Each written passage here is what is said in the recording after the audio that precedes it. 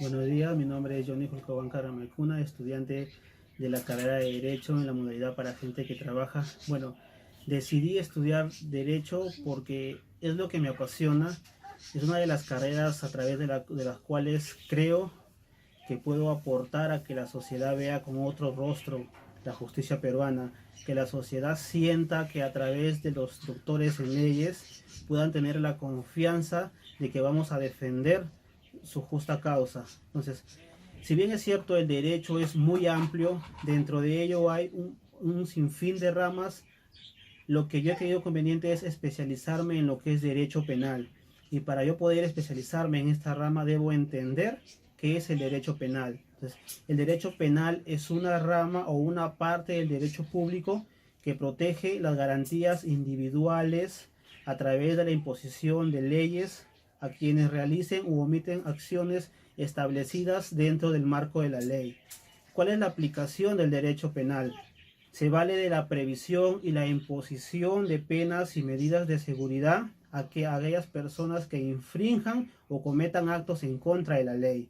Dentro del derecho penal vamos a distinguir dos ramas bien específicas, lo que es el derecho subjetivo por un lado y el derecho objetivo por el otro lado. El derecho subjetivo es la facultad que tiene el Estado para definir qué son los delitos y al mismo tiempo para implementar o ejecutar las penas. El derecho objetivo es el régimen jurídico del cual se acoge el Estado para sistematizar, limitar y procesar las faltas punitivas.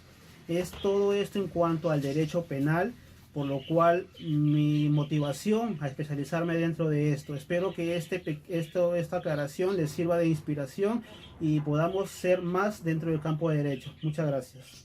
Buenas tardes, les voy a hablar sobre la competencia del derecho laboral o el derecho del trabajador, que en realidad son un conjunto de normas o obligaciones que debe cumplir el empleador y que están reguladas por una serie de normas y leyes del Estado peruano.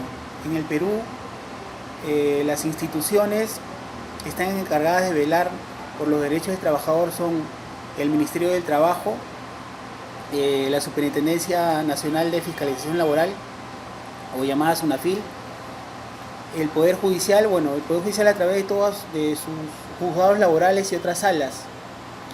Los principales derechos que debe tener un trabajador son: uno, el contrato de trabajo, que puede ser indeterminado o un contrato estable, la jornada laboral de 8 horas y 48 horas semanales, el descanso remunerado una vez a la semana y también por vacaciones, la seguridad en el trabajo y también en la salud, seguro de trabajo. El profesional del derecho que se especializa en materia laboral, es decir, un experto en relaciones entre las empresas, sus empleados y los derechos de los trabajadores que regula el ordenamiento jurídico. En el ámbito laboral no se requiere la asistencia de un letrado en diversas situaciones, por lo que es frecuente tomar decisiones sin haber consultado con un experto y se corre el riesgo de perder el acceso a derechos por no cumplir con los requisitos que se marcan para un procedimiento. Por eso, la labor fundamental del abogado es asesorar a la empresa o al trabajador para que sus derechos no sean vulnerados en ninguna circunstancia. En general, un abogado laborista será capaz de asesorar en materia laboral a un trabajador, tanto en procesos individuales como en colectivos. Además, pueden especializarse en diversas materias relacionadas a seguridad social, pensiones, incapacidades, jubilaciones, etc. Muy buenas tardes, mi nombre es Soledad Romero Quinto, voy a hablar acerca del derecho tributario. El derecho tributario es la rama que se ocupa del estudio de cómo el Estado consigue legítimamente el dinero para el cumplimiento de sus fines. Particularmente como especialidad jurídica estudia el Instituto del Tributo y las relaciones jurídicas a partir de su creación. Para entender el concepto de tributo es importante entender la actividad financiera del Estado. ¿Y qué es el Estado? Es el ente que organiza la vida en colectividad y los intereses y necesidades públicas. que surgen a partir de esta vida en colectividad o en sociedad, como les había comentado. Demanda la satisfacción de las sociedades públicas y la necesidad pública la denominamos necesidades absolutas, cuando son de imprescindibles coberturas por el Estado. Surgen del hecho de que se esté organizado en sociedad o como grupo. Las actuaciones son actuaciones entendidas que implican la organización externa, interna o administración jurídica, ¿no?